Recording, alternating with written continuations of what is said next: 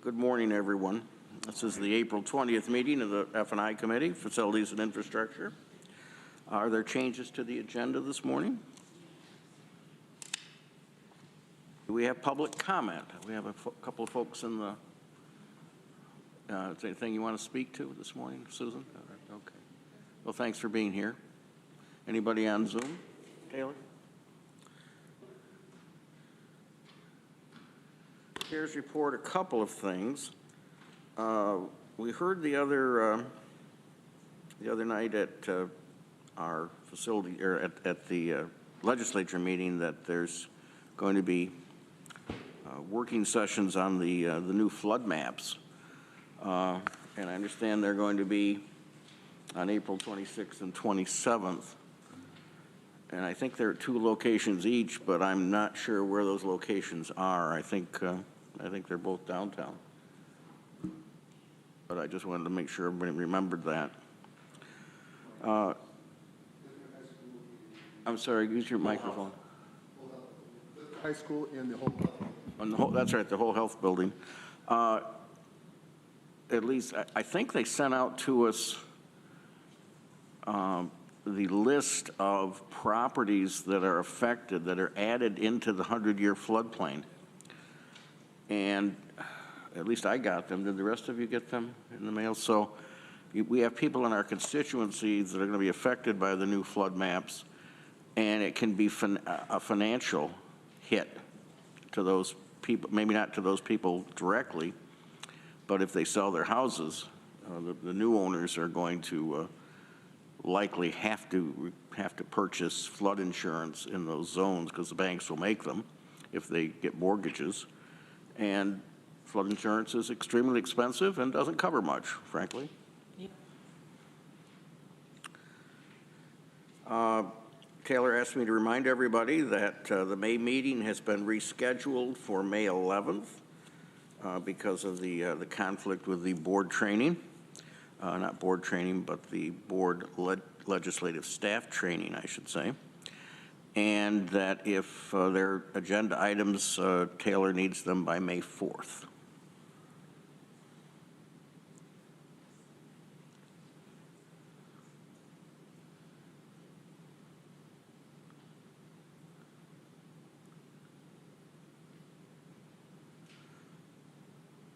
I was thinking there was one other thing, but if I do, I'll come up with it later.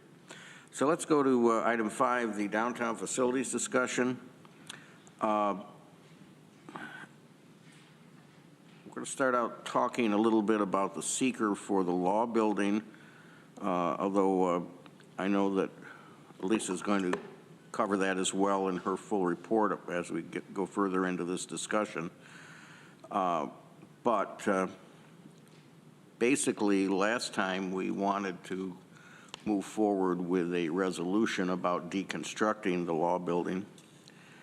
And since then, some questions came up on the seeker. So who wants to discuss the issues that we've got with that seeker? I can begin by speaking to it. And the draft resolution is in your packet, as well as the resolution that was adopted in 2021, making a negative determination of environmental significance about acquiring that property. So in short, when we acquired the 300 and 308 North Tioga Street properties, we did so with the overarching plan to construct a center of government, and that the plan was to deconstruct those buildings in order to build a larger building, center of government building. So as we drafted this resolution for the deconstruction of 308 North Tioga Street, in the absence of a plan to construct a center of government building in its place, we are essentially saying we're going to deconstruct a building without a plan. And that is a little different than where we started. and it runs us afoul of the city's land use policies. It's, you know, we're in a similar situation as we were with the 308 building, even though this building is in the historic district, but it's not a contributing structure in the historic district. We are essentially advancing without the plan of what we're going to do in its place. So I wanted to make the committee aware of that. Thank you, Lisa. Randy?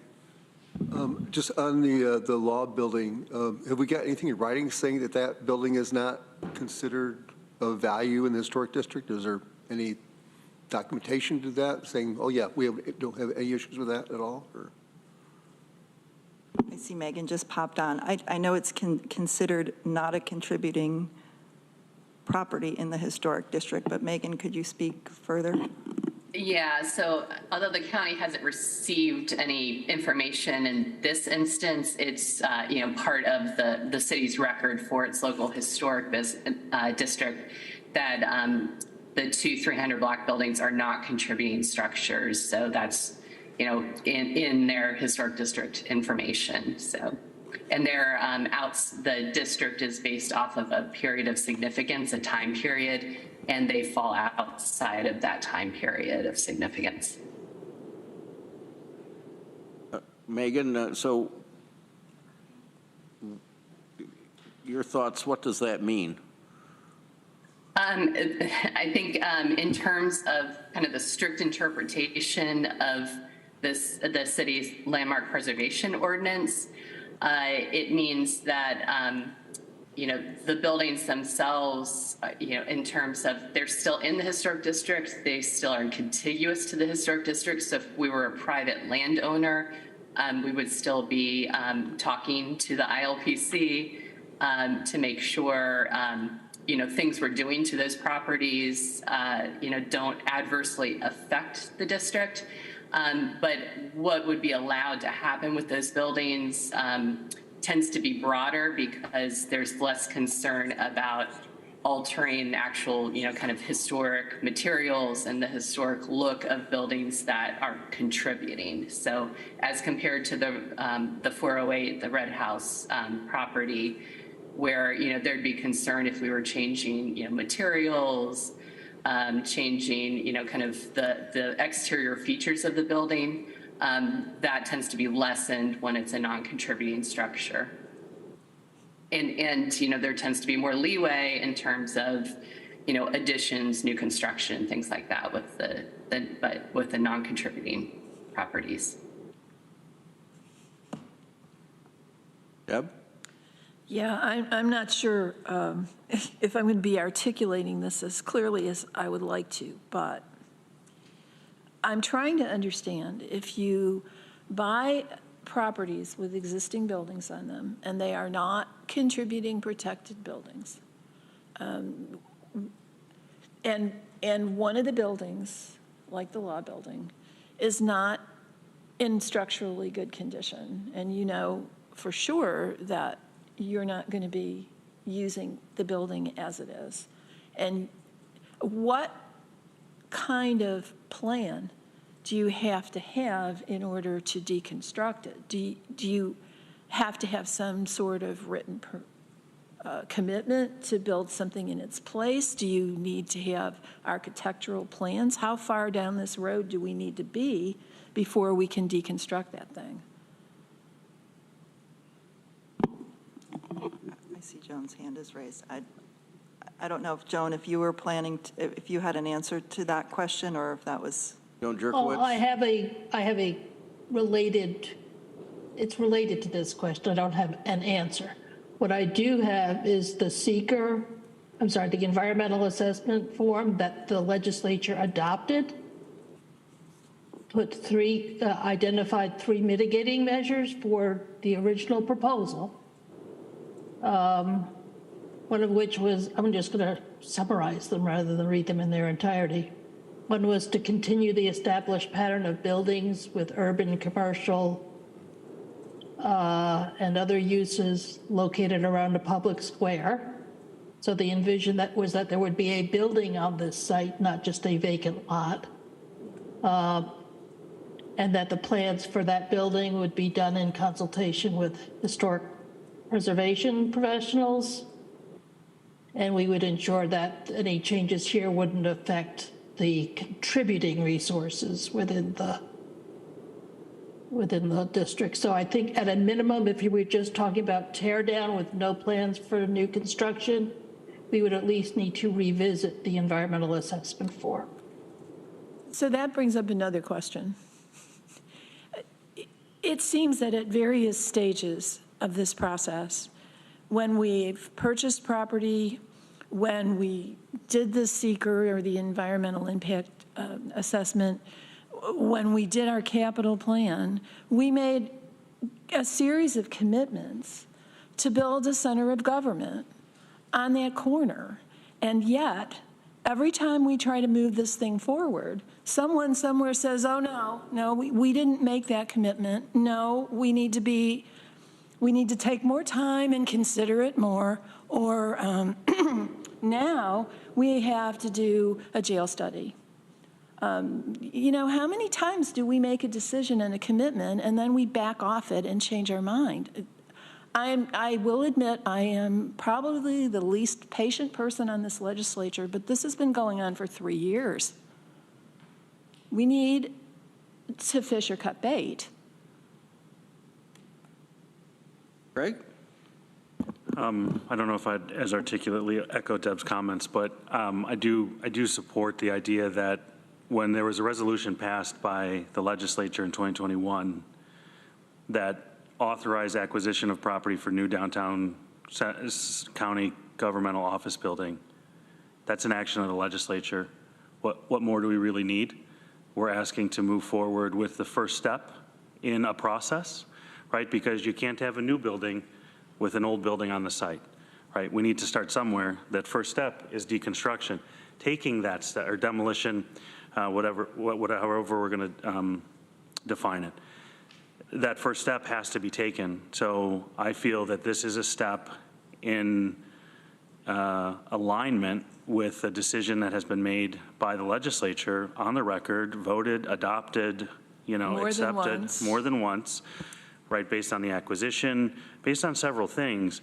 This process has moved forward. So I don't see how, and I think Deb's question is still valid. Do we need architectural drawings? Do we need to have another resolution? I mean, what do we need to have before we show that this is our intention? If that question can be answered, I think it's owed to us to have that answer. Otherwise, I think we need to continue to move forward because we've already made the statement in the resolution included in the agenda that was adopted, making a negative determination of environmental significance in relation to Resolution 174 of 2021, authoring acquisition of property for new downtown county government office building. It's in big bold letters.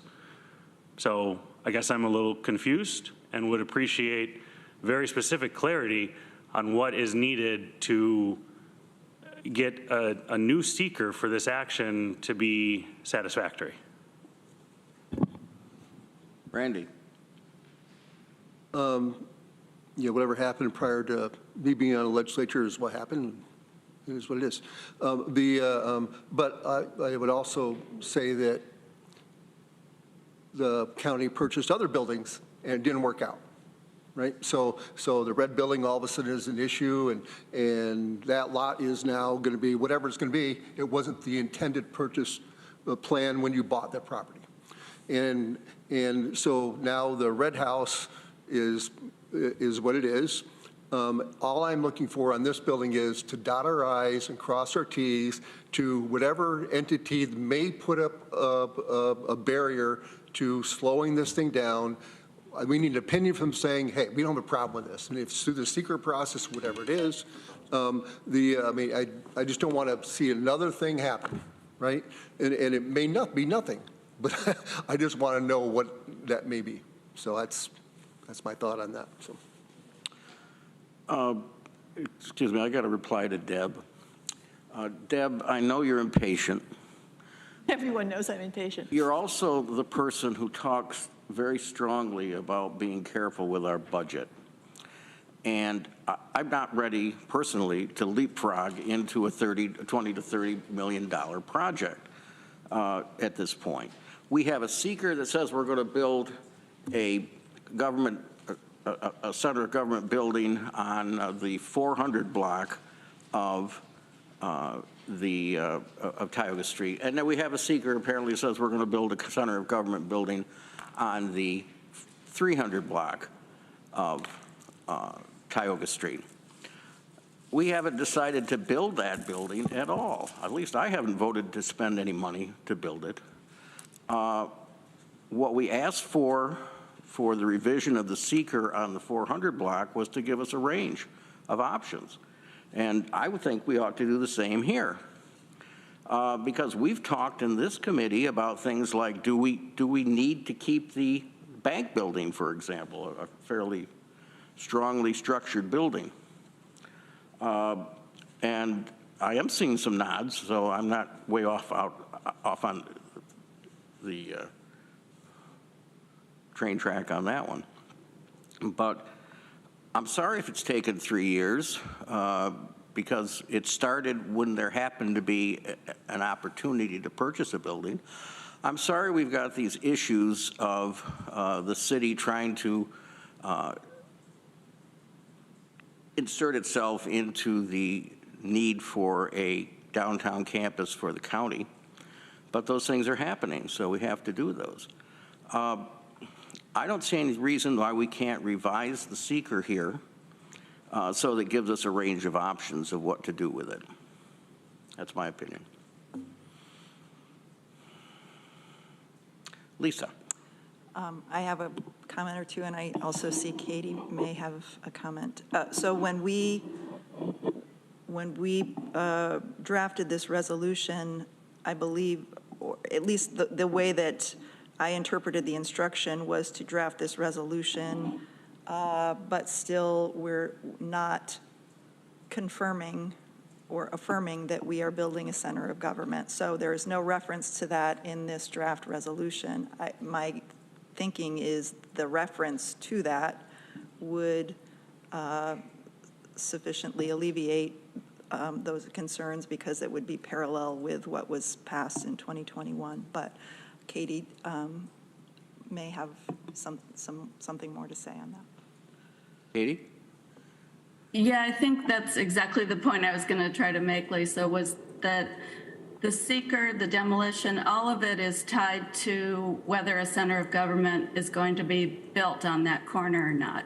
So if it's clear that there's a center of government that's going to be built on that corner, then, you know, you should ask Bill for clarification. But I think that you could probably move forward with deconstruction of the buildings on that site, because there is a higher government purpose being served by consolidating our services and making it easier for county residents to access county departments. So there's a reason for that. I think absent that reason, demolition, you know, it's clear. I did speak with the planning director of the city of Ithaca about demolition in the past, and, you know, they do have ordinances that you can't demolish a building within the city of Ithaca without going through site plan review. So if you don't have a clear county purpose of going, you know, serving something, then you need to conform with their land use rules, and that would require going through the whole demolition process that they have in place.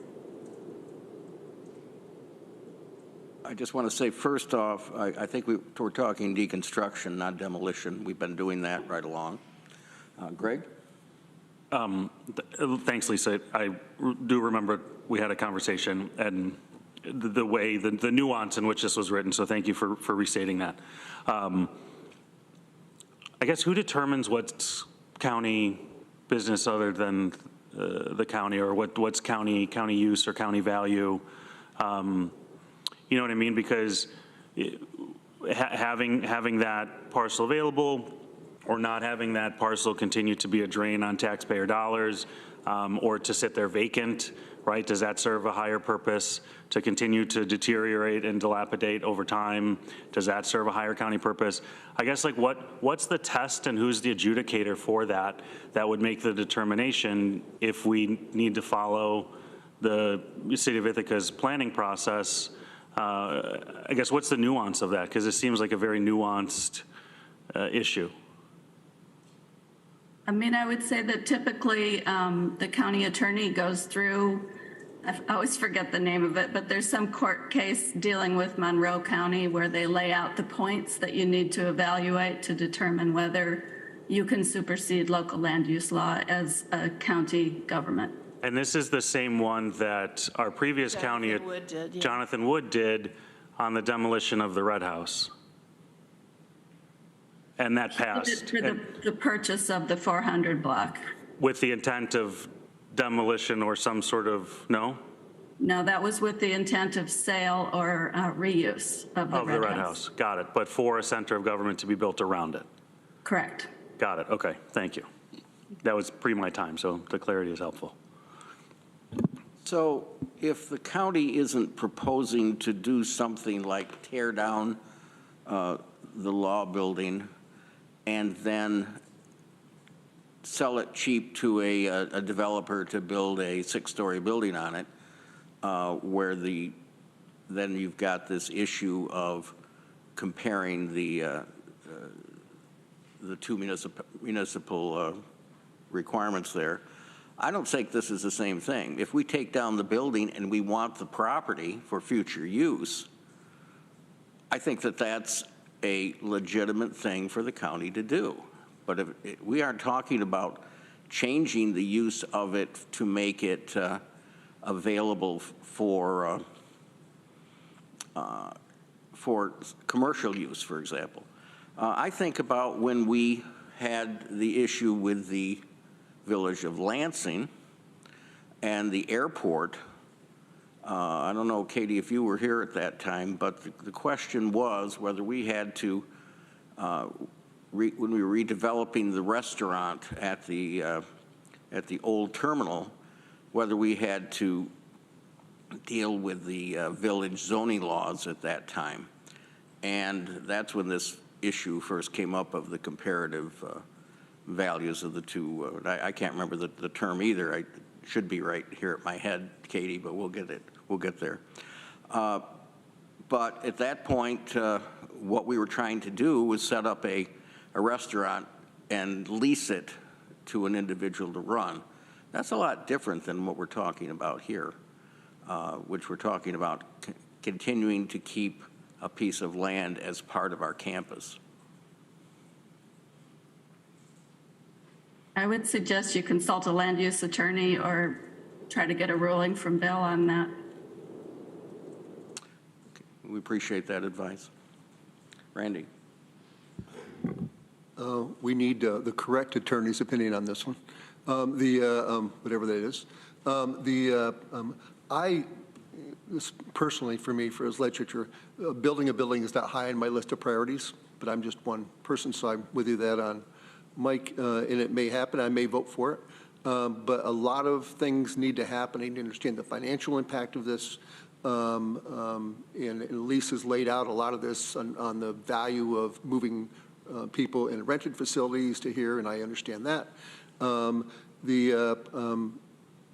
There's no, even if we pass this resolution today to deconstruct this building, if we do that, I would suggest we use it as a model. We have a professor at Cornell that understands truly what deconstruction is. She came and spoke, and we could use that as a model teaching tool for somebody, and to truly understand what deconstructing is.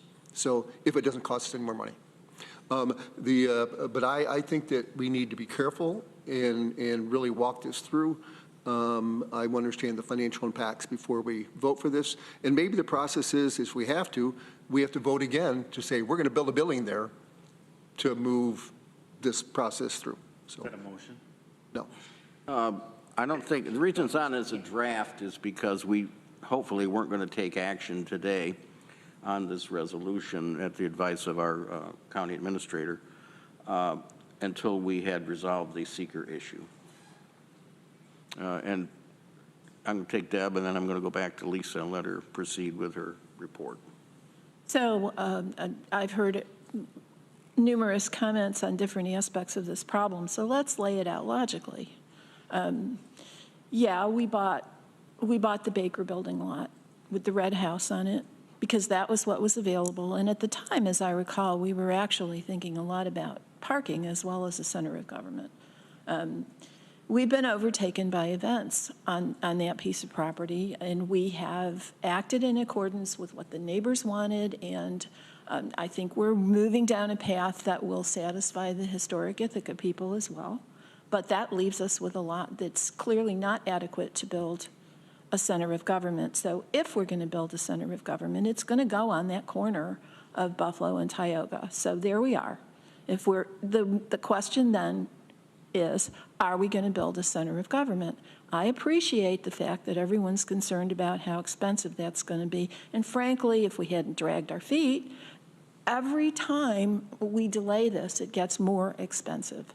But we did provide for it in our capital plan. And there are costs to not building a center of government that nobody seems to want to take into account.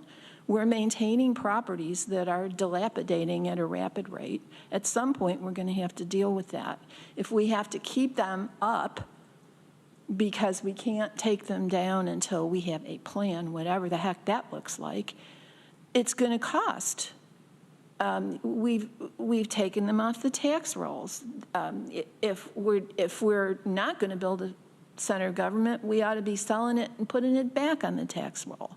But your priority, Randy, may not be a center of government, but I ask you to think about our employees, some of whom are working in offices the size of a closet. Every time we add to staff, and we have had to add to staff numerous times in the last few years, Mike Lane asks, where are you going to put that person? And that's a good question, Mike, because we don't have room. Meanwhile, we're paying rent to house people in several different locations, which decentralizes our operations and makes it more difficult for people to interact with each other. And it makes it harder for our residents to find where they need to go to get the services they're seeking. I mean, there are a lot of costs to doing nothing. It's easy to think about how much it's going to cost to build a building, but nobody seems to consider the cost of doing nothing and keeping the status quo. And the status quo is not sustainable. If for no other reason than the court system, it keeps wanting to kick us out of the court building. And sooner or later, they're going to lose patience with us. And then what are we going to do? And the other piece of this is the facilities that we have currently are older facilities. They're not energy efficient. They don't fit with our green facilities plan.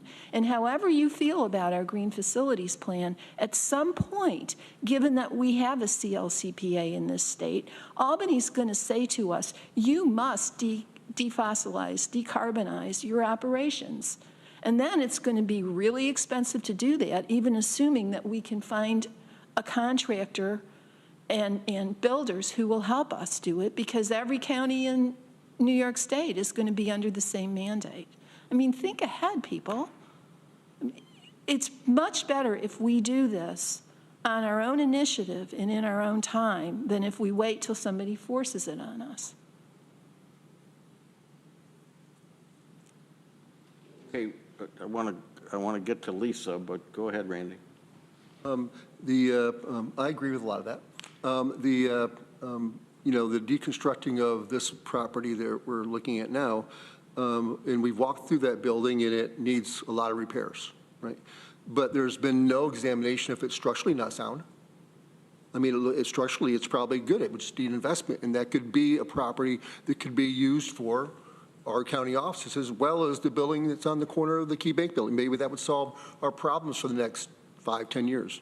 I'm also of the mind that we should be focused on limiting or reducing our staff, not growing our staff. That's just my personal view. And I think technology would allow us to do that.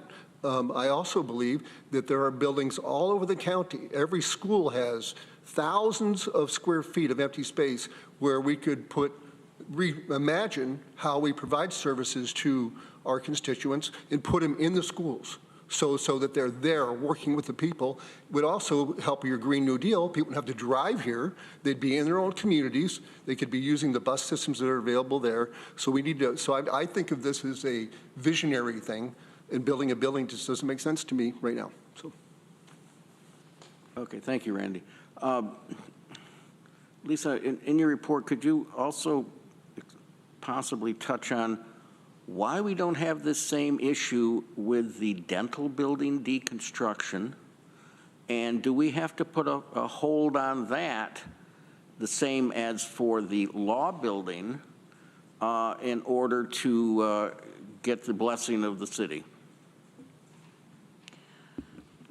So the dental building is outside of the historic district. I think that is likely the key difference there. I thought it was, what Katie was saying was this has to do with the demolition requirements of the city. I see Katie's hand up. Yeah, I would just say that, well, number one, deconstruction of the dental building was in the original seeker. That was the plan. And I guess, Jonathan Wood did do the Monroe test at the time and determined that the use, I'd have to revisit that test to make sure that's still applied. But I think at this point, it's still being used for employee parking. So there's probably a case to be made that it is being used for county services and a higher county service to the community. But you don't see that same reasoning for the law building?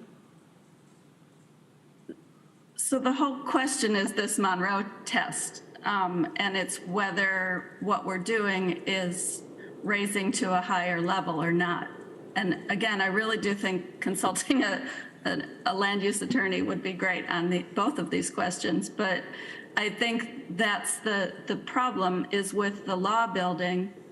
You're talking about taking something down with no clear plan for what you're going to do with it. And that's the whole point of the city's ordinances that they have in place, is they don't want people speculating and just clearing off properties in the hopes that someone develops it in the future. Yeah, but we're not just people, we're the county. Yeah. So if we said that we wanted to make that visitor parking, that would be a higher county use? Again, I think it would County attorney. fall back Yeah, to that let's not, test. Yeah, and then Katie's there's trying to help us, but let's not put her too far there's the much on the general spot here. planning aversion to surface parking that you'd have to Listen, you deal with. won't, yeah, I'll definitely agree with that, but one of the things, Mike, I don't want to see happen is, Yes. I don't want to see happen is, I don't want to leave this discussion without some sort of action or direction, because then we've just spun our wheels. And I think if the goal is to make some sort of progress towards some sort of result, whatever that may be, it'd be helpful to know, one, for us as a committee, two, for the legislature, three, for the staff, and ultimately for the community that's watching this process. What's our next step? Are we going to have a meeting with a county land use attorney? Are we going to have a strategic session on all of the county facilities and totally reopen that can of worms? Like where is this going to end up? And I guess I would look to you as chair and to other members of the committee for thoughts on, let's just not leave this discussion for the effort of agenda pacing, but let's make sure that there's a real outcome that comes from the conversation. Lee? Thinking ahead, what if we were to consult with legal counsel on that, we need to or want to consider asking similar questions about Building C. I know that's been in the back of our mind that under whatever we do in the end, we're going to take down, and there clearly is a building that's going to factor into whatever the future plan is that is directly adjacent to the historic district. And I've had questions, is somebody going to throw something at us that says that that's a historic structure just based on the origins of Ithaca College being there at some point in time? Have we tackled that one, and are we prepared to answer it when that gets thrown into the mix? Because you've got neighbors that are concerned about ultimately what's going to happen there. Lisa, go ahead. I think if I can make a few comments and get into Please do. what I was hoping to start with, that maybe it could help. And I first want to state that staff, myself included, planning department, facilities, offer all of this information in the spirit of giving you the information and the guidance and hopefully a framework to help you make these difficult decisions. We're not trying to sway in one way or another, but I think that offering a framework for moving forward is what we're after here. So in that spirit, staff convened a couple of weeks ago, those of us that have been involved with these discussions on the real estate planning, so through county admin, assessment, facilities, and planning, to try to distill next steps and decision points around all of these facilities and real estate transactions and the decisions you have to make. And and even as staff, we struggled with how to make the best sense of organizing the information and decision points. There's some information, we have a lot of information, and then we have some areas where maybe we need more. But I think what we came to is that taking each building one by one and coming up with a list of information to gather and decisions to make, if taken in isolation, apart from a larger decision about how we're proceeding with the center of government, we can run into the trouble that we're having right here. And it doesn't necessarily get us closer to that larger decision. So I think for that reason, we've determined, and I would recommend, that making the overall decision about whether to proceed with the center of government is a critical next step, and the further decision-making can flow from there. So if the answer is yes, here are the decisions we have to make. If the answer is no, here are the decisions we have to make. And not making a decision is also, in essence, making a decision in the meantime. And apart from that, any other decision-making can be quite problematic.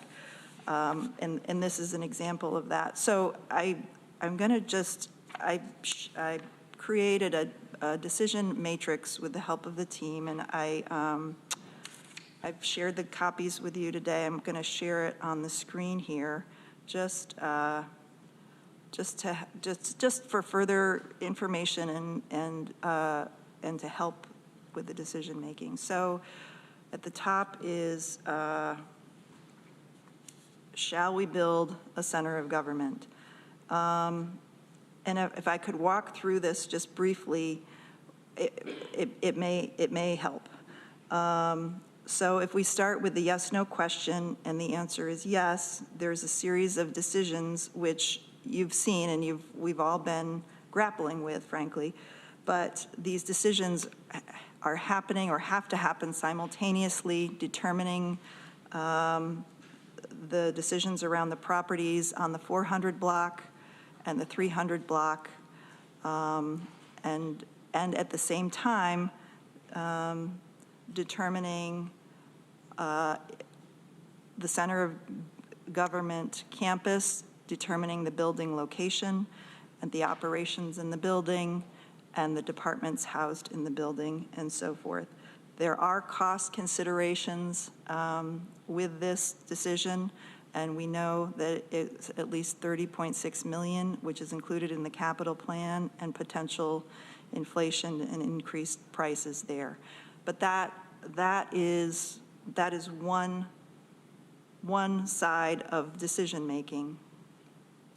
If the decision, on the right side of the document, if the decision is no, what are the considerations there?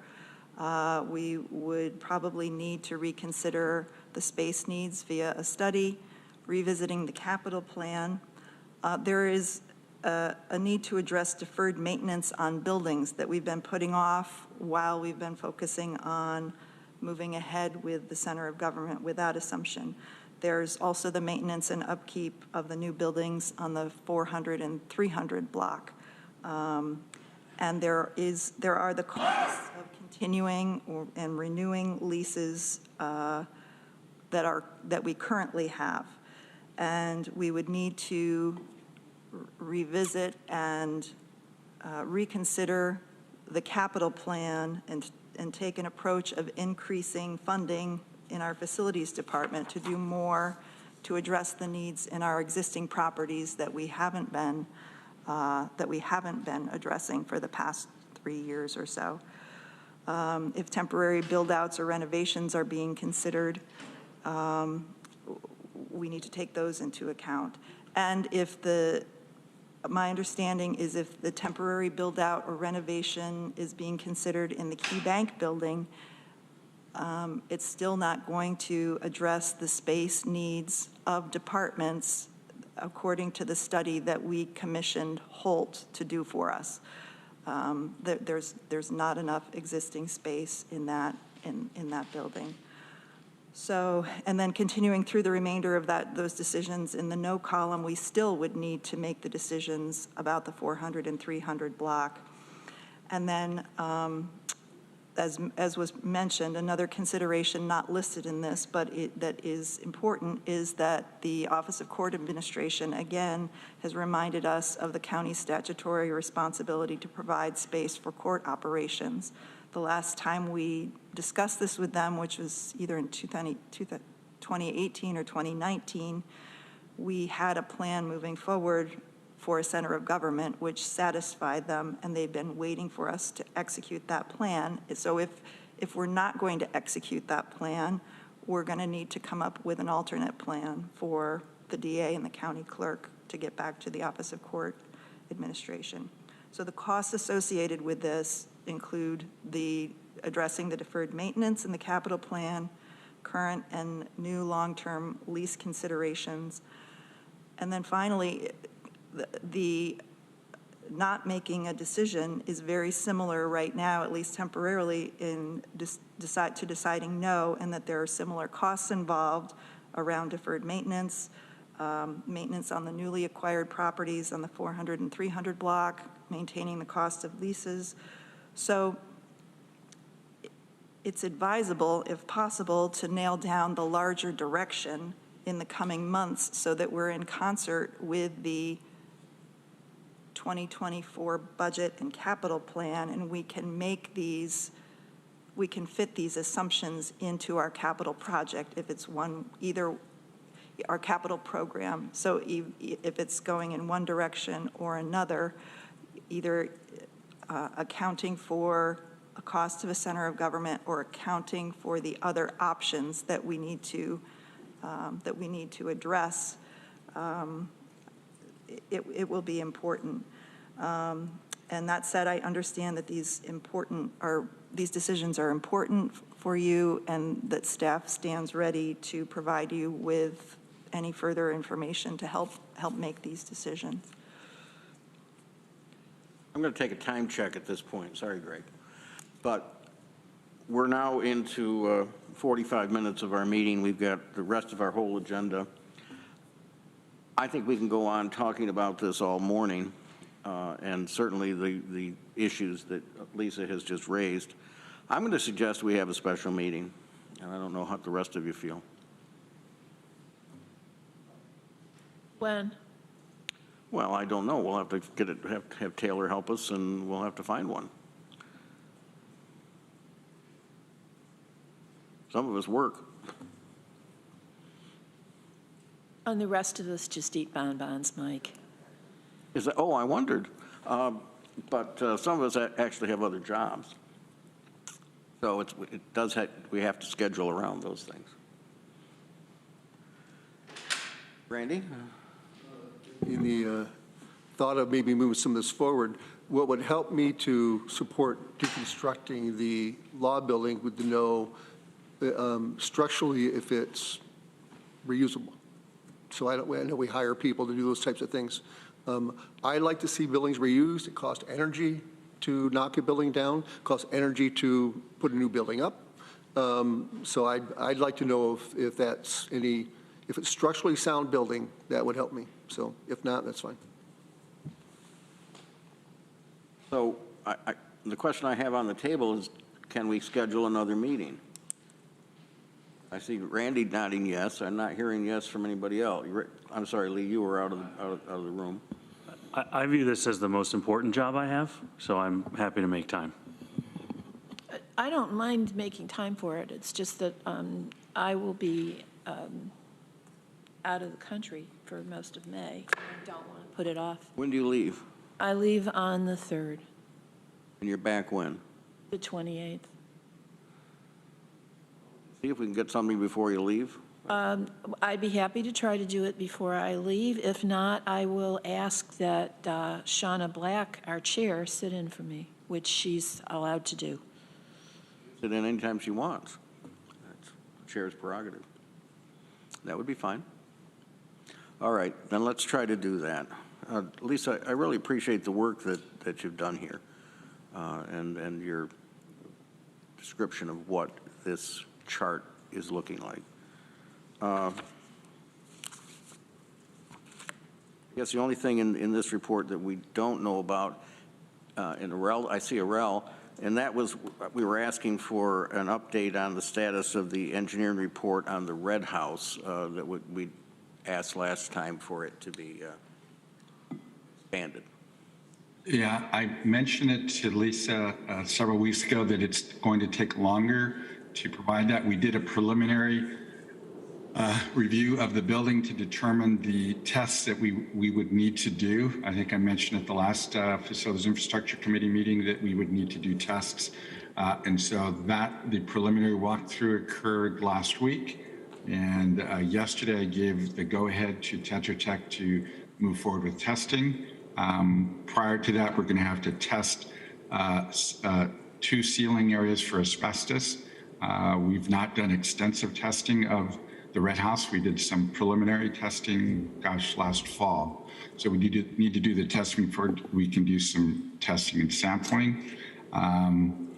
We're trying to locate if there's access to the attic on the 2nd floor. We have not found any, but we'd like to look at the roof structure. So we're trying to find a way to get up into the attic space of the building. So our projection is that we will have information for the next committee meeting, but to this point, at least for today, that's all I can share that we've been able to determine. All right, thank you for that update. Is there any update on the deconstruction of the dental building? Yes, I met with contractors 2 weeks ago. I received an updated kind of scope of work on Monday. The abatement contractor is putting together the variance request so that we can start the abatement.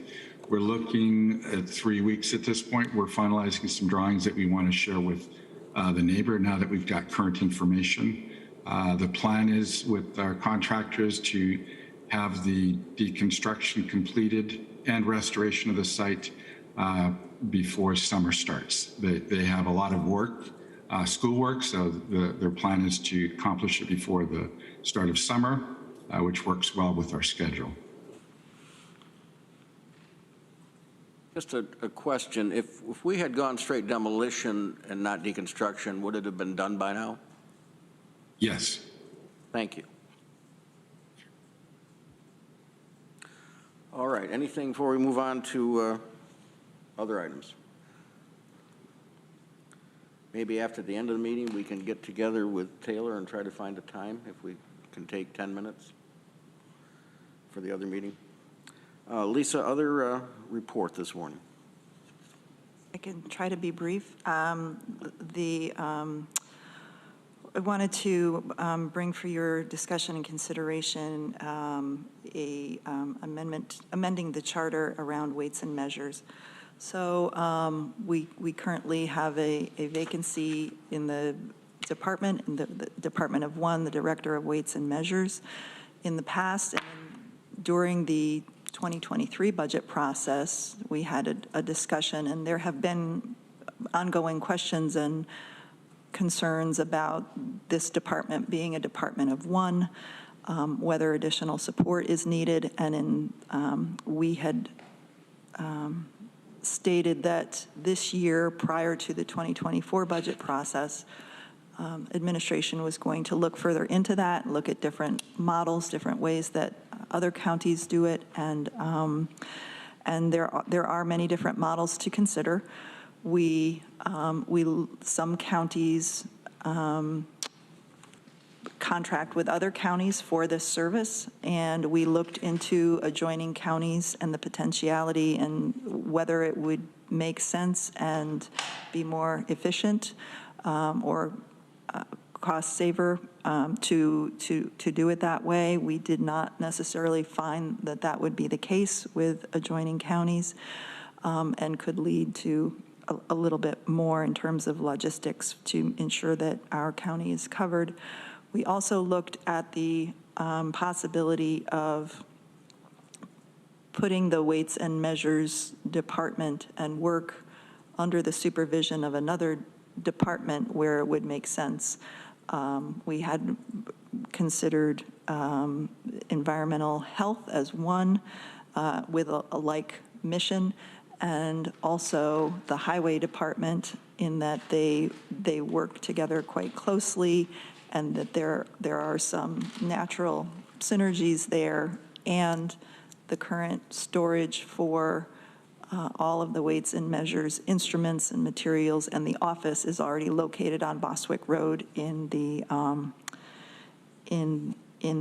Public Works facility. So we have, and when I say we, Norma has been instrumental in doing this work and in picking up the work since our director, that position is vacant. So as a result of this and several conversations that we've had with Jeff Smith and others, we wanted to bring for your consideration a recommendation that we move forward with the Director of Weights and Measures reporting to the Highway Department. In looking at the General Municipal Law and our charter, General Municipal Law dictates that each county have a Director of Weights and Measures, and that would stand and that would remain, but that director be under the supervision of the highway director and able to receive guidance and support, and also administrative support through the highway department. And I think that would be of benefit for this department moving forward. Happy to answer questions, and we do have the draft language for charter change and local law if that is the direction you'd want to go. Yeah, go ahead and pass it out, at least so we can look at it. Thank you, Katrina. We're not adding a resolution, Mike, at this point. We're not adding a resolution at this point. No, there's already a title. Okay. But we can look at what Lisa has got for us here. Because if you had a resolution, I'd be moving it at this point in time. All right, well, let me just see for other questions. Deb? Yeah, thanks for all the work that you've done on this. This has just been a long-term problem.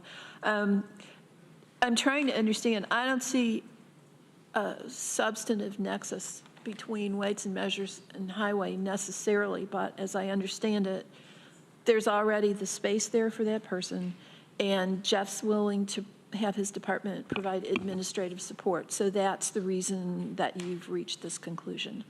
Yes, and I mean, historically, in my conversations with Jeff, he has said too that with the previous directors, there has been that a type of connection between the departments, certainly in the maintenance of the vehicles and so forth, so that there is a familiarity there already between those departments and between administrative staff and Weights and Measures.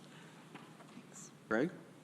Yeah, I think this is a great idea. I just would want to make sure too that there were opportunity potentially for anybody or not anybody, but strategically within the highway department for some cross-training or some, additional coverage or those type of things. I think having this be part of a larger organization or department within our organization is really key and critical. So I would fully be on board with this, and I think the highway department is the best place for this to be. Are we talking about a two-person here, or because we put the money in for the second person in the budget, so I just want to make sure we're not going to drop back to one person again. So what we had stated in the budget process is that we had hoped to be looking into this year to make a determination, and I guess my recommendation would be to proceed with this one director under the supervision of highway to see in terms of workload and responsibilities if this is sustainable in this fashion. So, Go ahead, Deb. yeah, I appreciate your concern about that, Mike, but my recollection of our discussions in the budget suggested that part of the problem that our former director was having was the administrative pieces of his job, the data entry and record keeping. Perhaps if highway can provide that kind of administrative support, perhaps we could test it out and see if we actually need that second person. I don't know. Am I misremembering? Does anybody else remember? Well, the idea was to give the director some capacity to work in the office and structure, and that envisioned that there would be a second person. I would think that somehow we're going to have to give some support to the highway department if they're going to provide some of that backroom support, or even put a second person out there on some of the more difficult jobs or backup inspections. You're going to need a second person somewhere for the function office, and I don't think we want to lose that earmark as we consider how it's to be structured moving ahead. But would we be doing this transition, the structural transition, and then at this very same time adding a person, or do we want to kind of do it in stages, I guess is my question. As long as they've got the flexibility to design something that's going to meet the needs, and we don't pull back that money. No, I'm not suggesting that. Randy? I think you're right, Deborah, about that. Thank you, Lisa, for working this logical solution. I appreciate it. I don't know if the time is right to hear from Jeff or not, but I see he's here. But it seems like a good solution. I don't have a problem with having this under Jeff Smith in the highway department, but I do have a problem with personnel numbers here. Going back probably over 20 years that some of us on the legislature have advocated for having at least two people, and from time to time we've had two people or a person and a half in that department. I can't help but thinking about the Veteran Service Officer, which was that position was always filled, that function was always filled by the state veterans officer in Tompkins County for years and years and years. And then when the state pulled that back, we had to have a Veteran Service Officer, and we spent $100,000 to set that office up. And then last budget season, that wasn't enough. We had to basically double it. We had to have a second person, and yet we still have this issue about whether we ought to have people on the road with our only consumer protection agency or program, which is the weights and measures. And so I'm very, very concerned that we not go backwards on that.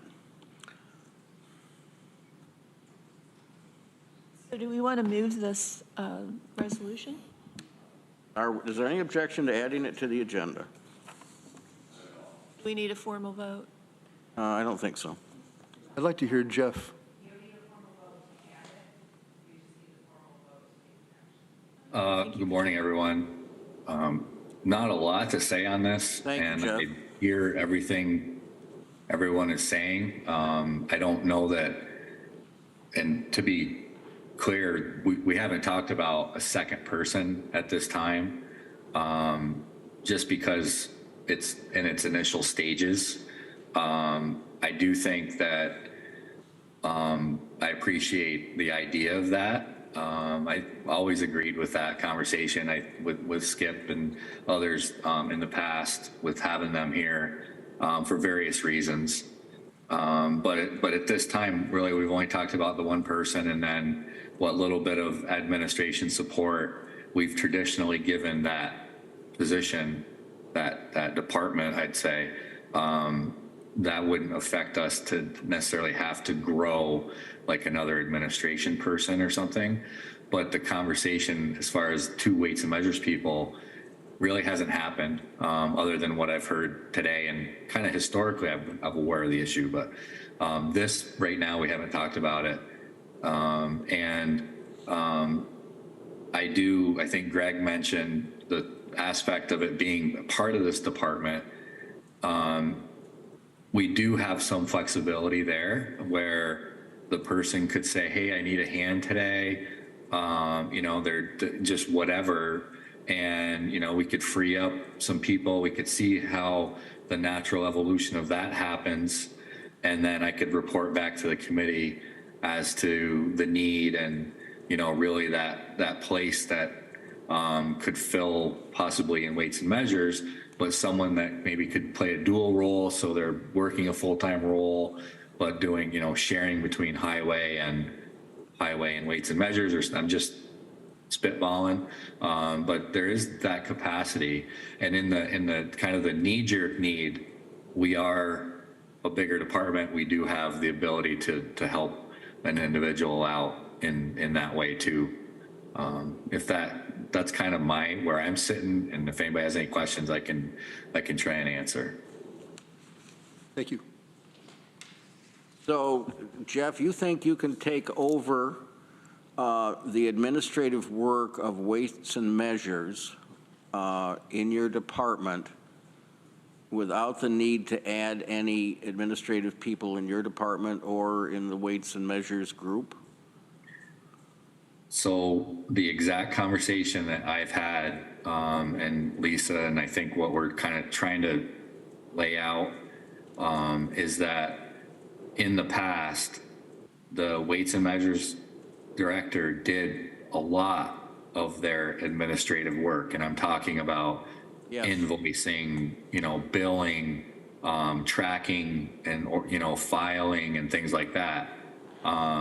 We did support those individuals when they had a specific task that was kind of maybe IT related.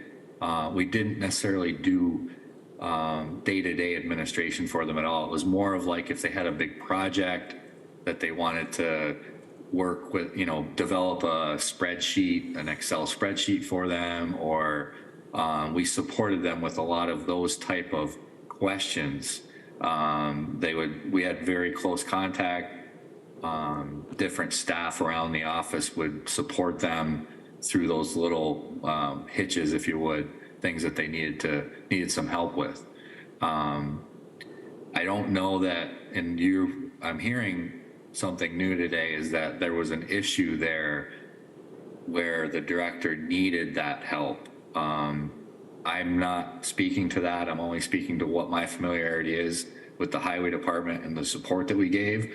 And I've made statements in discussions with Lisa that as long as the person that's hired still has that same job description, that they're still playing that same role, and that they're responsible for their side of most of the administration work, then I don't think that I the highway department would need to add an administration person.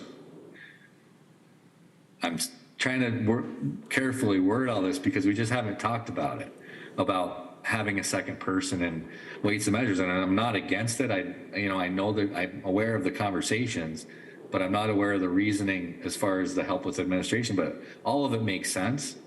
The duplicity, the redundancy, the succession, the safety. I'm on board with all that. I think it all makes a lot of sense. I think this department would be able to handle those times when an individual there would need something, and then we would evaluate how often it is and decide that. I'm just not really prepared. I'm just throwing stuff out and kind of agreeing a lot of what everyone is saying. And I'm willing to take on the task, I guess. Thanks. One more question, Jeff. If you had a weights and measure person, a sole person, and that person were out ill for 3 months, let's say, how would you, during those 3 months, be able to continue the program? Truthfully, I'd have to say I don't know that answer right now, but if it's under us and there's that time I'd simply say I don't know the answer to that right now, but I think that's fair. What we've already discussed and having some people working with them and around them periodically or to a degree. I mean, it's really, I totally agree with what you're saying. It's a great point, and I don't have an answer for you. I'm just going to say that right now. I'm not going to bounce around. Okay, thank you. I think there's ways we can address it, but we haven't got there yet. Okay, so I think, in my view, this is not ripe for action today.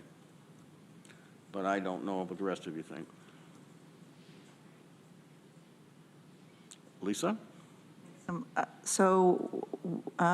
We have currently, without a director, the state is filling in the gaps for us. And we are not posting for this position until we know to the direction where this position reports. I have, as I said before, had been wanting to study this prior to moving toward hiring additional staff.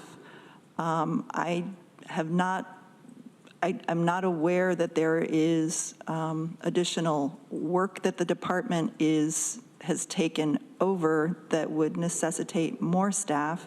If the issue is that there's too much work for one person to do, there's a solution to that. If there's a concern that there is not enough overlap or contingency plan if a person is out for a period of time, there may be a separate solution to address that. So I guess in terms of workload, I haven't seen an increase in workload. I know that there was a database conversion that a previous director was working on, and Norma can speak more to that. I think that there was some dual entry taking place that was for over a year that was kind of bogging down some of the work.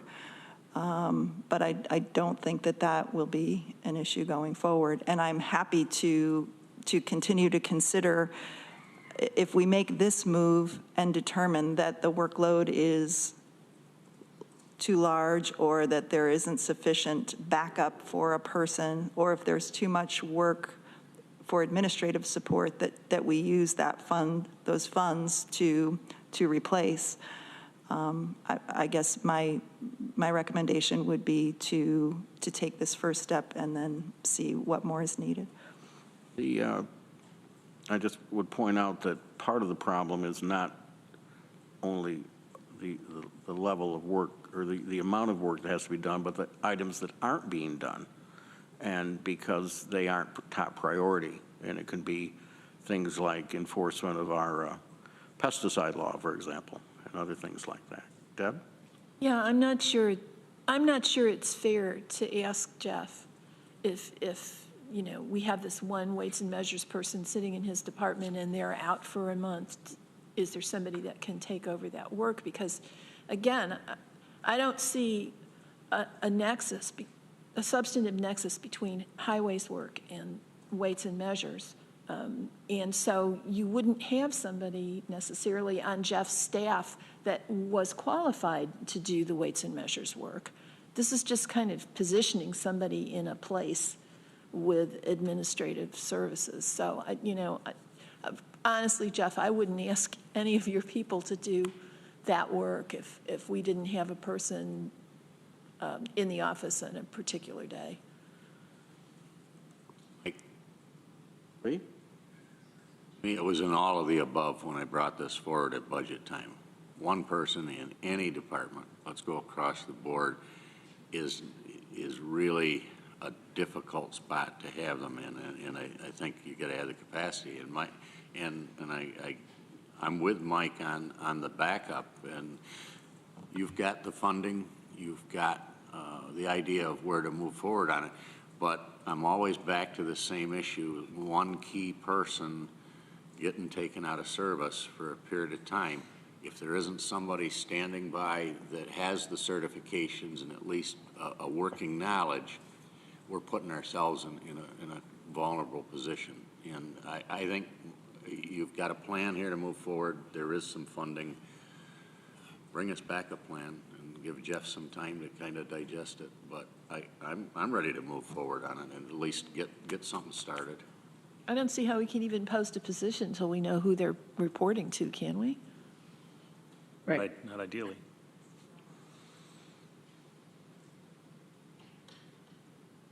Norma's got a hand up. I'm sorry, I didn't see who. Sorry, I didn't realize I just agreed. Norma? Yeah, so I would hope that whatever, we at least make a decision, because I've been responding to all of the requests and all of the calls related to weights and measures, and I'm certainly not qualified to be the weights and measures director. The folks at the state have been fantastic to help, but we do need to bring somebody in. So I would strongly encourage a decision, even if it means we're going to look down the road at bringing another person in as we evaluate how the work is flowing. But that's my. Thank you. Randy? I agree we need to move forward with this, but there's two resolutions here. Which one goes first? Public hearing. Okay, I propose that we approve the authorization of public hearing at proposed law number, whatever, regarding the Department of Weight Measures. Yeah, this is would be a public hearing on a revision to the charter. I'll second that. Seconded by Deb. Discussion? Those in favor, please raise your hand. A reluctant yes. All right, that's unanimous. And You want to move the other one, or somebody want to move the other one? Randy, go ahead and move the other one. I'll second that. I'll also move that we approve the resolution to adopt local law amending Article 18 of the Tompkins County Charter to implement the restructure of the Department of Weights and Measures. Second. Discussion? Those in favor?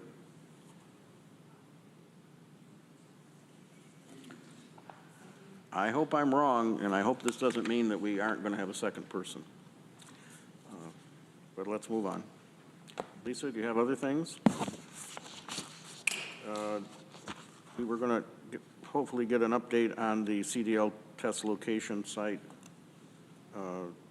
effort.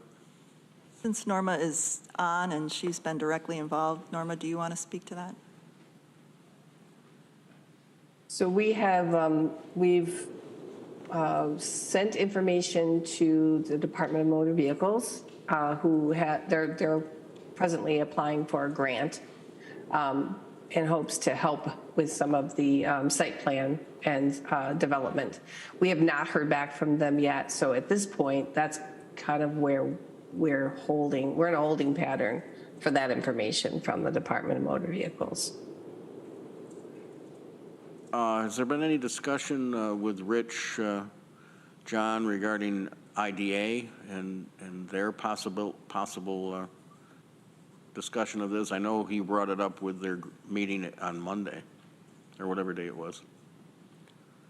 No, but I will. Okay, that'd Be happy to, yeah. that would be Yeah. good, because it's a more expensive project than some of us thought initially, so if we can find some money, that would be helpful. Indeed, yep. Yeah, I'll talk to Rich. Thank you. You're welcome. Anything else on this, Lisa? All I have, thank you. All right, any questions for Lisa? Jeff, you're up. And by the way, Jeff, thank you for working so speedily on the CDL estimate. That was helpful. Yeah, not a problem. It was higher than I thought it was going to be. I looked it over and the numbers are there by the quantities, but it is a safe number. Just one thing, I mean, we're paving 1.3 acres of land, so you have to have all the drainage and sub-base under that. We did estimate $100 per ton for asphalt, and that's a safe number. That could be cut down to, 80, 85 possibly. Just things like that where we want to make sure it's a high enough number that it was a safe number. But not a problem getting the numbers. When Norma snaps her fingers, we go. Wise man. Let's see. So I have quarterly status report, and I can go through it. And I know, Mike, you'd asked for an update on the culverts. Yes, because I know there was some, and I tried to explain that to the legislature about the state not wanting to increase its commitment to us, although the prices came in higher. Do you want to review that a little bit? Yeah. Yeah, I can go back that way. So let me get to the page just for my own reference on the status report. Thank you for giving me a minute. I think it's on packet page 14. Found it, yeah. So it's nice, I'm glad to report, and we were glad to hear that the projects were moving forward, that we had heard from the state in December of last year that they had awarded bids. The bids came in higher to do, was a 6 culvert, it was down to 5 that were bid. To do all 5, it was going to require the county to come up with another 300+ thousand. I didn't think that we're starting to lose any kind of realistic budget. I really didn't. We just decided to pull one more out of it. That was a discussion we had in December. So keeping with the money that we've already allocated, we could move forward with the 4. And the total local share was then, if you looked at all the bid totals and the information that was provided, it puts our number like 1.3 million local share to do 4 culverts. So if you quick math, if you kept the 1.7, you had to do another 3. That additional culvert was going to cost us like 80% local share, and it really didn't seem to be equitable. So moving forward, and in December, anytime there's any kind of change, I would say historically when we've been working with DOT, they would require us to amend our SLA state local agreement. So we've been waiting since then, and they left the conversation like they had to go back to the contractor and renegotiate some numbers because it was now a different bid and that there was one getting pulled out. Several reasons, and we figured that they were actively participating in that exercise, waiting to hear from them on a new actual local share number, because it could be a little different than what we were quantifying with the additional culvert in there of the 1.3 local share. Could have been a little different. And then we heard actually through other avenues that there was a pre-construction meeting happening And then we received calls from the state that they were waiting for our $1.7 million local share check. And there was several conversations with the state, and they basically acknowledged that we either needed to take the nuclear option and just cancel all the project, everything, or we could send them a $1.7 million check. I appreciate the quick work. I explained that, I talked to the administration, and F&I committee was made aware. I think everyone kind of made a quick decision based on just some language in an email describing that situation, and we were able to process and send them that local share. Like I said, again, it was just very unusual. Kind of got us, you know, I did talk with some of the DOT people that I felt like the communication there could have been better and more timely. Regardless, the project's moving forward. It's been awarded. The awarded contractor is Economy Paving. There was a pre-construction meeting held last Tuesday. The original one, when we first heard, was delayed because of our unreadiness. It took some time to get our ducks in a row. At the pre-construction meeting, there wasn't a lot of information. I mean, we're going to keep tabs on the project.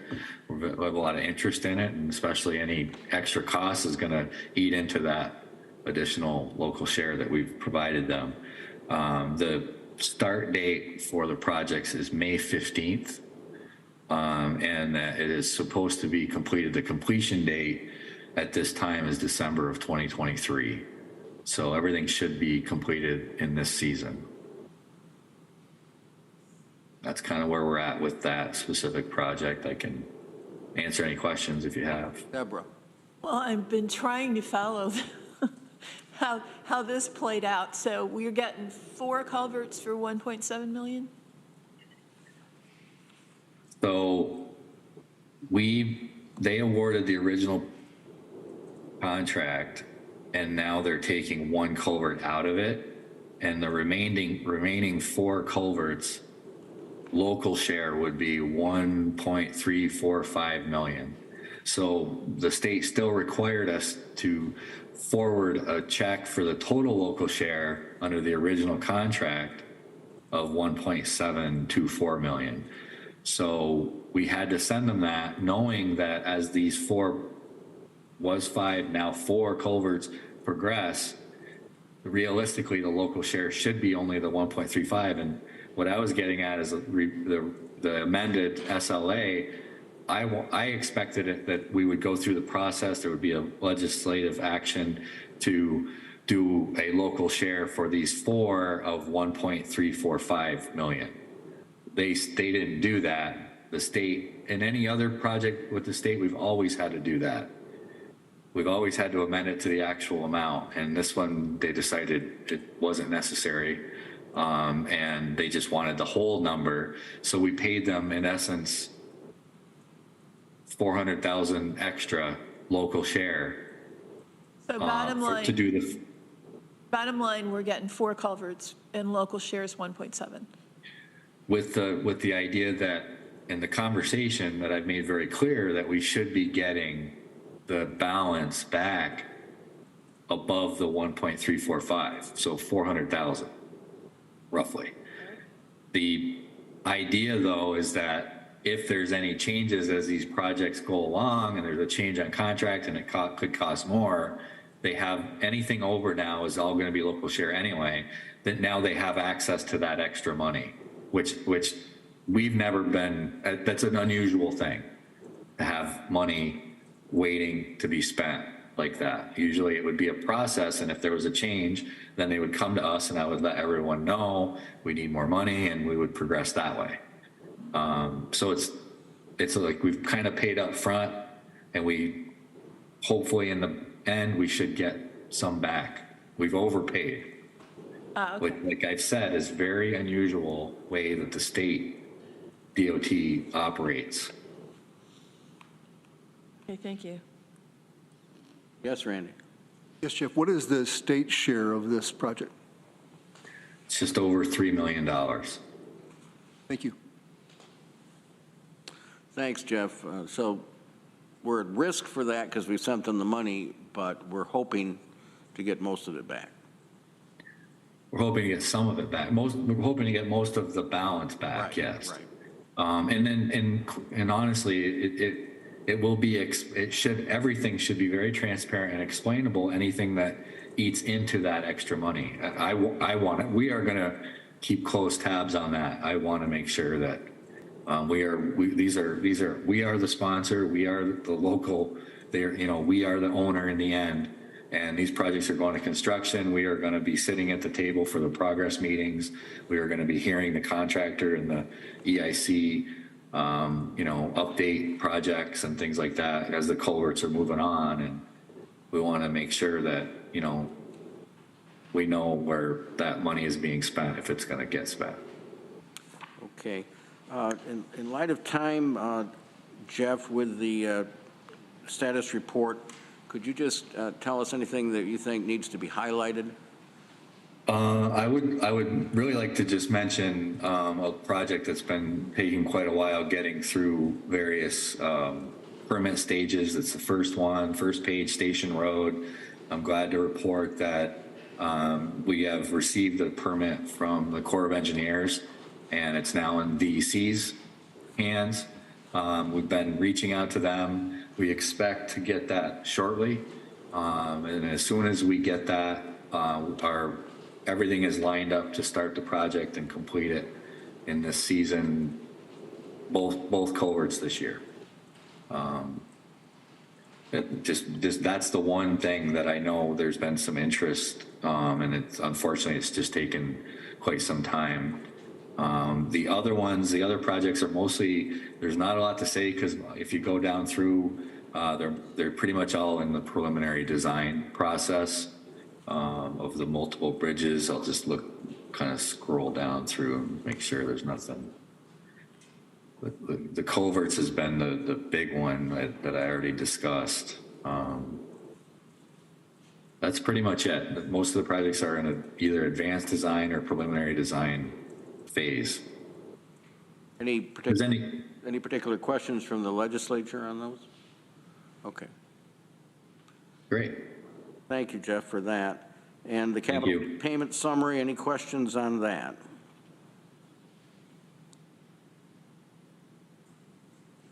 Not seeing any. Okay. Anything else you'd like to say to us today, Jeff? No, it appears that spring is here, and I'm happy for that. We all are. Thank you very much. Let's go to Roxanne, Airport. Good morning. Good morning. I can give a brief update, and if there's any questions, I can answer them, but feel free to email me, and I can also email out the report I gave to the ASB. But briefly, we hired our new Marketing and Air Service Development Administrator. He started this past Monday. He's hit the ground running, and we're really excited. He's really delving into things, getting the feel for, what's happening at the airport, and has a great amount of knowledge. So I'm excited about that. His name is Chris Stephanie. We are also applying for the Small Community Air Service Development Grant, looking for some marketing funds to assist with that in the future, looking for opportunities for additional service. So that's something we're putting together. We have a meeting today with Kurt and Heather from IAED. They're going to assist with this to get community backing. So that's something, the deadline is May 17th for that grant. I'll be reaching out for letters of support from multiple individuals, so be on the lookout for that. We had a meeting with CNS. There's additional bill funding available. They're competitive type grants, so that's something we're looking into. And we had a meeting with Katie and Terry from planning, because the pot of money that we can apply for relate to things such as geothermal, which we have the geothermal, but also solar panels, electric charging ports. So we're looking at putting a grant application together for that. It's due in the fall. We'll keep the committee updated on that as we move forward, but I appreciate the help from Katie and Terry on that, because that's really an expertise that they have. So that's something They were just looking to try to get additional funds and keep the green initiative moving forward. I reached out to Schumer and Gillibrand regarding the contract tower funding because it's, something that's crucial. It's a savings over FAA controllers if you can have a contract tower. So just, putting that out there, I sent information, making sure that they're looking at that and aware that, it's great to have a tower here at Ithaca and that it does cost less than an FAA tower. Met with Cornell regarding a possibility of like an electric vehicle use for transportation, not only from campus, but maybe other surrounding areas to the airport. So that's really just in the initial stages. Again, I'll report back as I get more information on that. Continuing on the community meetings and engagement. So if anybody has anything upcoming or they'd like to have a meeting at the terminal. And last, Josh and I have a meeting today with the cafe. They are really struggling with not only staffing, but due to the hours of the flights. So hoping to sit down and talk with them and see what other opportunities or what we can do to, help them or, just making sure that they are successful and can remain operational at the airport. Roxanne, is there going to be another upstate airport grant program this year? I haven't heard anything more on that. I know we did put our application in last year and didn't receive it. Right. I will look for more information on that. Normally I would get that information too at the conference at Hershey, and I didn't hear anything about that. I'm sure there probably is, so I'll work on that and get with Tom Ford. Thank you. Yep.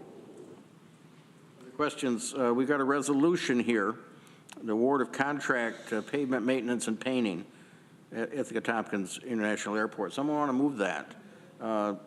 Deb, then Greg has seconded it.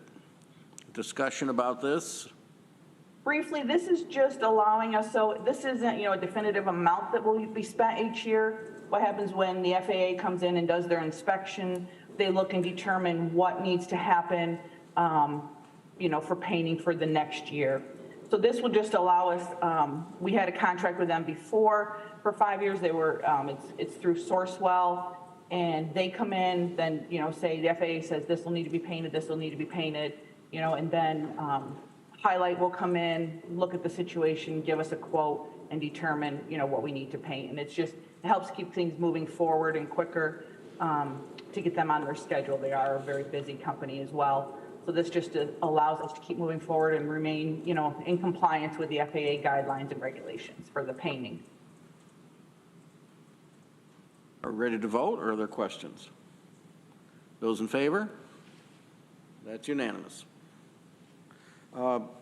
Also, we do have a advisory board appointment to the Air Services Board. Can we take that? Any questions on that one? Do we need an executive session for any reason? Someone want to move that appointment? It is Kathy Hart, at-large member. It's been moved by Lee, seconded by Randy. Discussion? Those in favor? Any opposed? That's unanimous. Okay, anything else, Roxanne, or for Roxanne? Thanks very much. You're welcome. Thank you. Go to Arel again. Good morning, everyone. As I reported at the last Facilities Infrastructure Committee meeting, I was going to do an update on the Green Facilities Phase 1 project. Feeling it was appropriate since in 2 days it'll be Earth Day. And just to give you an update on what the investment has been so far, on the improvements that we've completed and those that are yet to be completed this year. So I will share the screen here.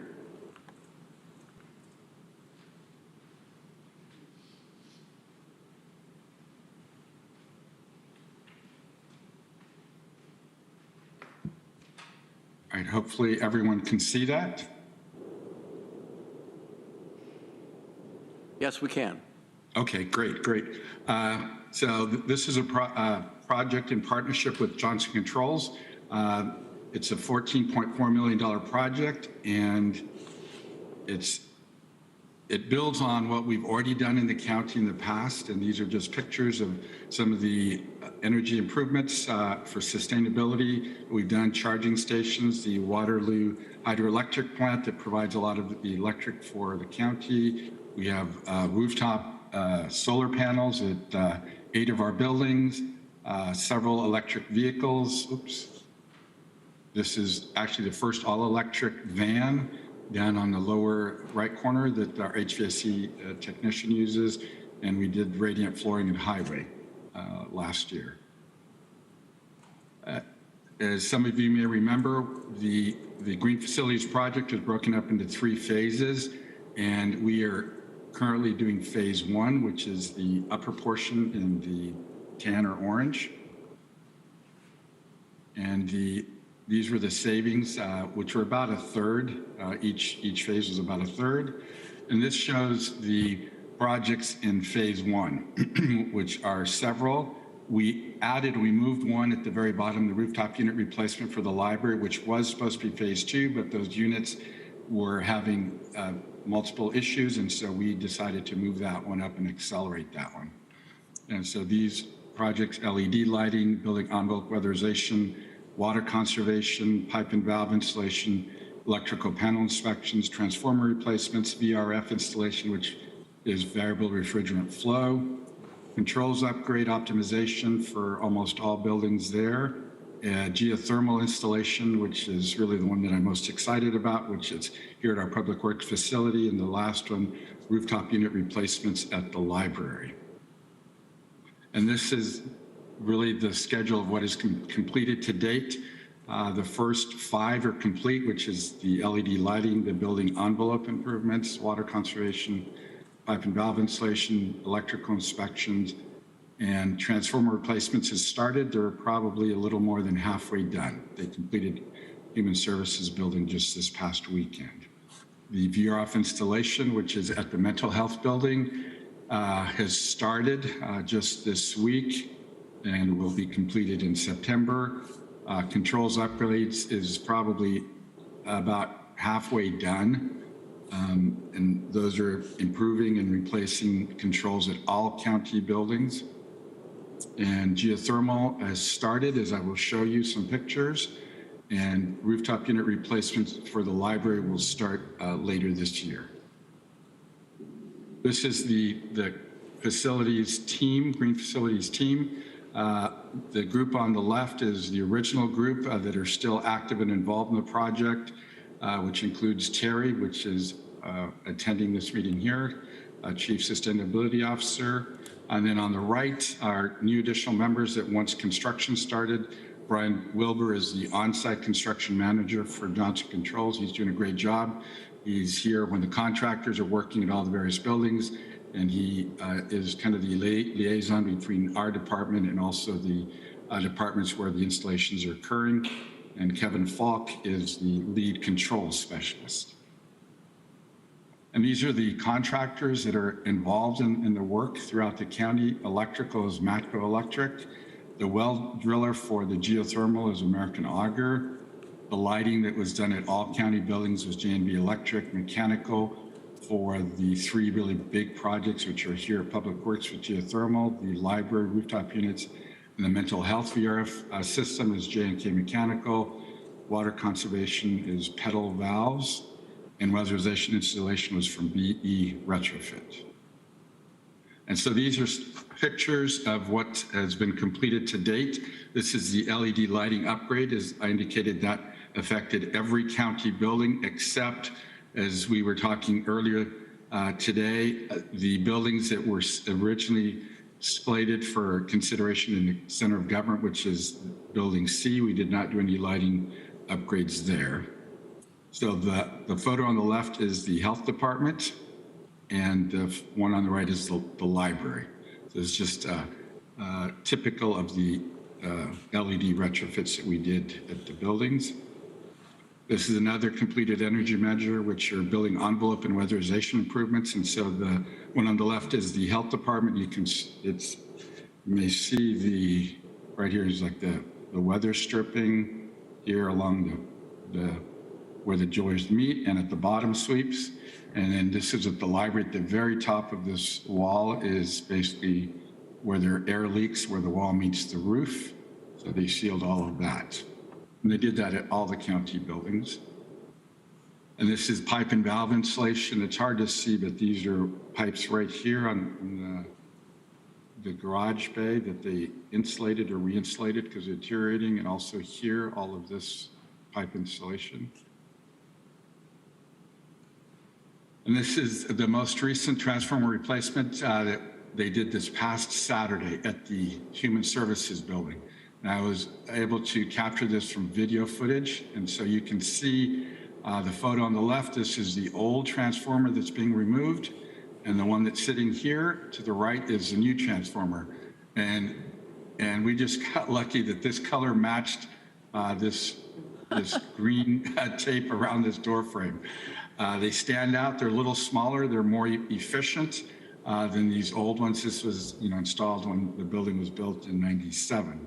And then you can see on the right the transformer set in place. So they replaced 4 transformers at Human Services Building. They started at 5 in the morning and were completed before noon. And this is a project that's underway. As I said, it started this week. It's the variable refrigerant flow heating and cooling system at the mental health building. And right now, this picture is a good picture because you can see the equipment on the roof. And so once this project is complete, this is a cooling tower, and you can see other equipment here. This is a penthouse, that'll remain, but all of that will be eliminated and removed, and they will be installing throughout all the floors these variable refrigerant flow units to replace existing heat pumps that are original to the building when it was built in I think 91. This is a floor plan of the design. It's hard to see, but these units are going to go several throughout each floor. There's a total of approximately 48 of these units, and so they will use refrigerant to heat and cool. So the piping is much smaller than hot water piping that was used in the previous system. And this is an upcoming project. It has not started yet at the library. These are replacing rooftop units. There are 6 of these very large units. And they're on the roof of the library. They are original to when the building was built in 1999, and they will be replaced with these high efficiency rooftop units. And that work will start late summer.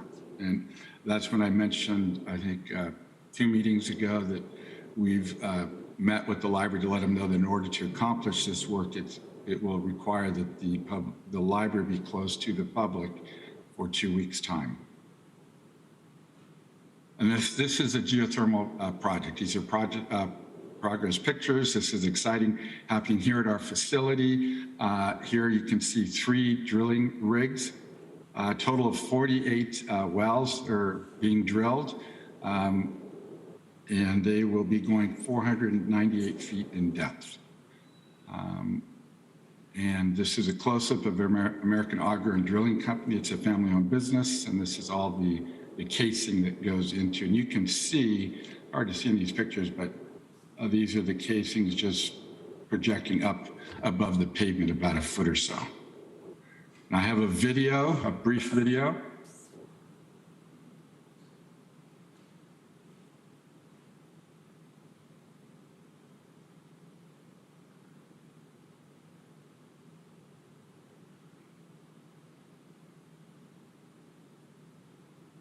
Okay. So, Arel, where are people parking while this work is going on? It's actually right across the street. There's a large church with a very large parking lot. We've done that before when we've had work on the parking lot. They've always been very gracious to allow us to park there. We've always offered if they ever needed to do improvements to their parking lot that they can park at our lot too over the weekends when it's not in use. So no, this has worked out great. It's just a short walk across the street. These are I guess the benefits or results of these phase 1 improvements is a reduction of carbon emissions by 40%. We're setting the gold standard for environmental consciousness for New York counties by what we're doing here in Tompkins County. It's really renewable energy focused, looking at geothermal principally, and 524 metric tons of carbon eliminated annually as a result of this phase 1 project. And here at Public Works Facility, which is why I'm so excited, is that we will actually achieve net zero emissions once we complete phase 1, because we will be all electric. And it will have dramatic public health benefits. The metrics, as I indicated, is a $14.4 million project. To date, we've paid $4.6 million. And you see some of the other costs. The capital cost of ordinance is $4.5 million. Grants which we hope to obtain are $2.5 million. The social cost of carbon, if we were to monetize that, is about $81,375 annually, or $2.3 million over a 20-year, and the annual O&M savings or utility and operation savings about $130,000. And that's the presentation. If you have any questions, I'd be happy to answer any questions, myself or Terry as well. Randy. Thanks, Harrell. Technically, are the contractors hired by Johnson Controls? Yes, okay. But we were involved in their selection. We suggested contractors that they should consider, and they had to, if there was a contractor that they wanted to use, we had to basically approve the use of those contractors, and that's language that I had included in our contract with Johnson Controls. One thing, I was reading an article about one of the few negatives of making the envelopes really tight is the trapping of moisture. Do the units that go in, do they extract moisture? Yes, because we're bringing outside air. We're always rejecting or exhausting air. So yeah, so we do that. We do remove moisture. We've not had issues with really condensation in our buildings, but we do address that through making sure that we're always recirculating air in and out of the building. Thank you.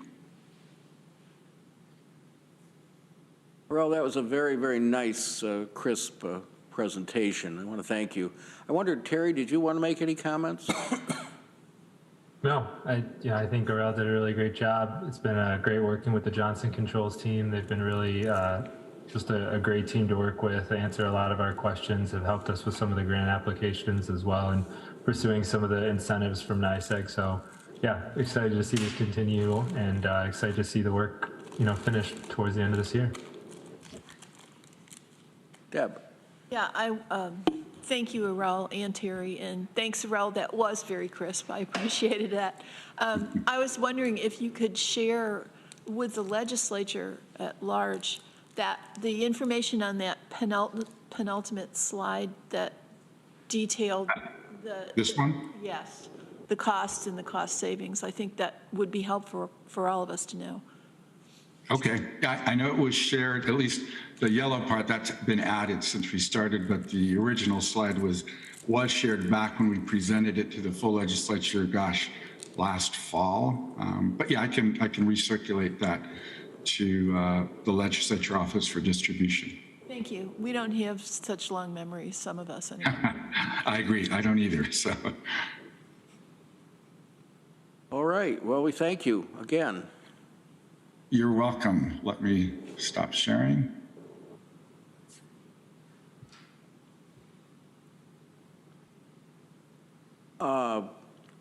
We want to move to transportation planning, and Katie's here, wants to introduce our new transportation planning director. Have I got the position right? Did I say it right?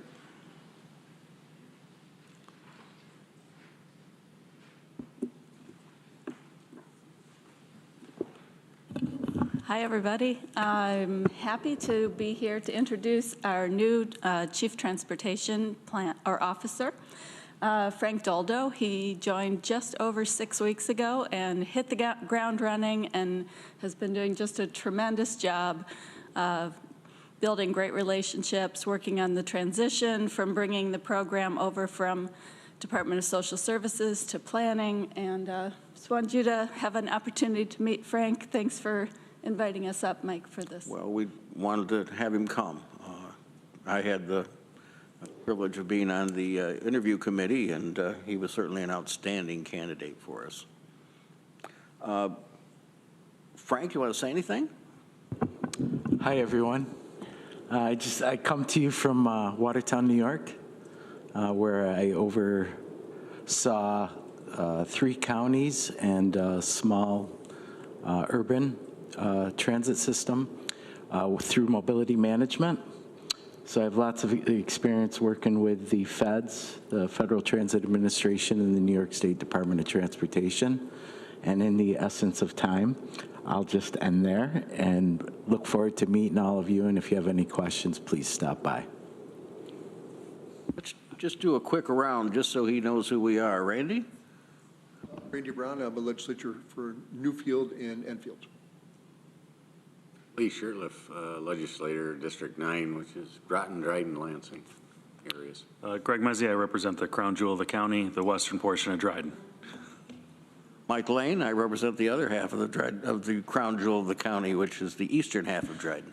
Great. Frank, we've met. Lisa Holmes, We have. County Administrator. Yeah, we've met on TCAT meetings. Deborah Dawson. My district is Cayuga Heights in Lansing. And this is my shadow, Ilana. Hi, Ilana. And she is a student at LICS. Hi there. I'm Shauna Black, Chair of the Legislature. Nice to have you. Thanks. Frank, if you're coming from Watertown, I hope we don't disappoint you with the amounts of snow we get down here in this. You know, it's a blessing to come up here and not see as much snow and get more sunshine. So very happy to be here. I will say we had one snowstorm where we were all like, oh, should we work from home? Should we? And Frank was like, no problem. I'm coming to the office. Yeah, I'm from Buffalo. I know what that feels like. Absolutely.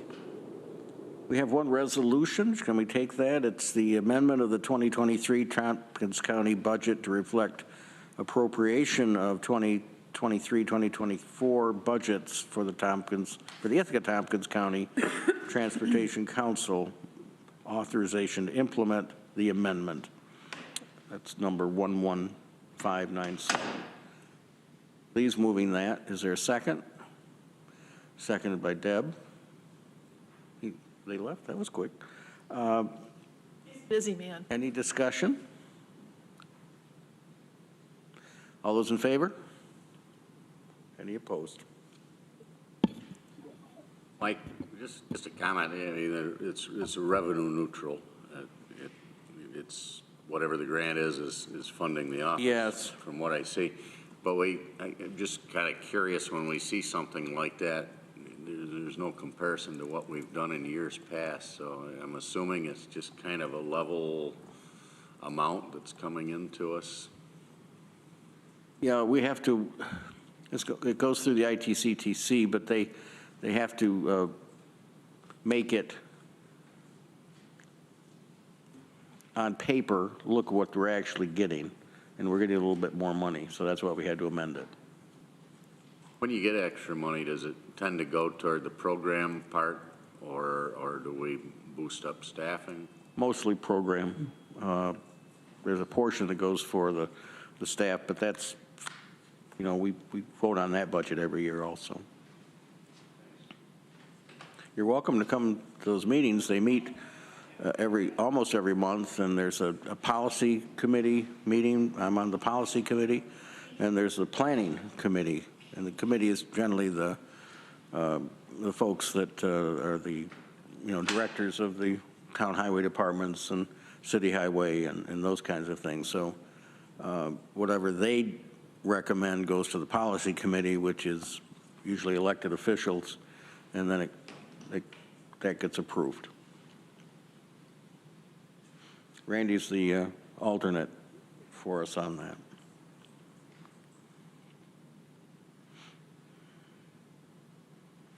I don't have anything more on transportation other than what I mentioned last night from the ITCTC meeting and what we did today.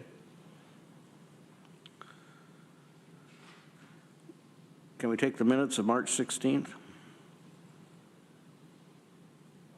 Greg? Deb? Discussion? Those in favor? That's unanimous.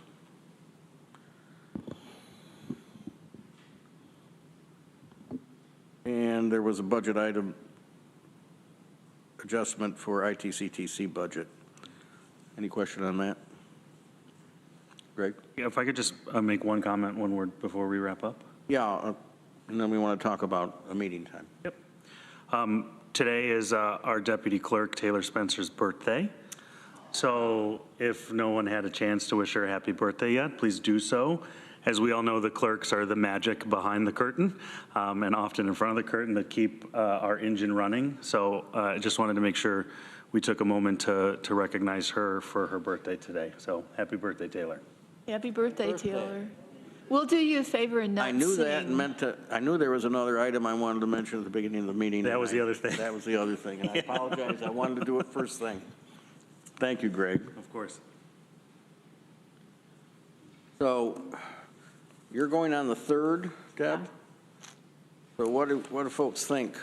Taylor, what do you Yes, I have a couple options here. know what those look like? So we have Monday, 4/24. We can do any time that day. We could also do Tuesday, 4/25, anytime that day.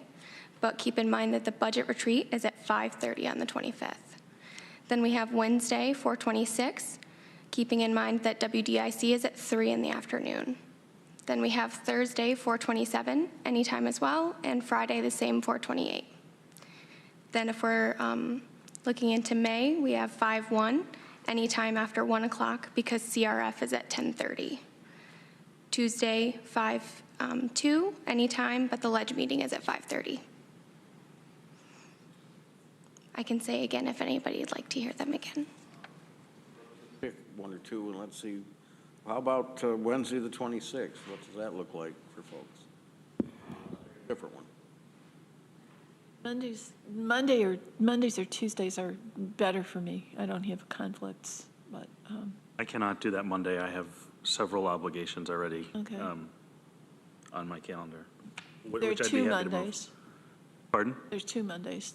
Yeah, sorry, I meant the 24th. I apologize. The May the 1st works for me. Yeah, in the morning, that works for me. I can't do the 1st. I've got a meeting at 10:30. Friday, the last Friday in April. Yep, 4/28, anytime. Hey, does that work for you, Deb? I can make it work. I didn't bring my calendar. I wasn't planning on scheduling. Fridays are out for me for the next 6 or 8 weeks, the nature of my business right now. I have a Southern Tier Regional 8 board meeting that was moved because of quorum issues to that day. So I feel it important to try to be there to make sure that they have quorum. I did hear appetite for Tuesday, 4/25. Again, anytime, but keeping in mind budget retreat is at 5:30. I'm available that morning. I could do the morning. Okay, so 4/25, Do it 9? 9 a.m. Is that okay with everybody? Yep. Okay, 4/25 at 9 a.m. All right, thank you. Yep. Anything else anybody has? We're I'd adjourned. like to add that Greg and I went with Mo up to the bunkers up in Seneca Army Depot yesterday and looked at that facility, and it was quite interesting. Just wanted to share that. Yeah, it's a fun trip, isn't it? Of course, those used to be storage for nuclear weapons, and so I've always told people when they came back and reported that their reports were glowing.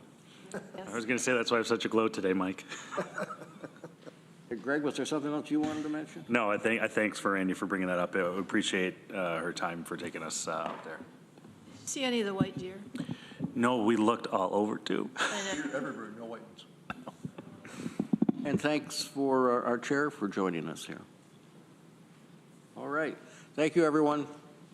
Have a nice morning. What's left of it. Thank you.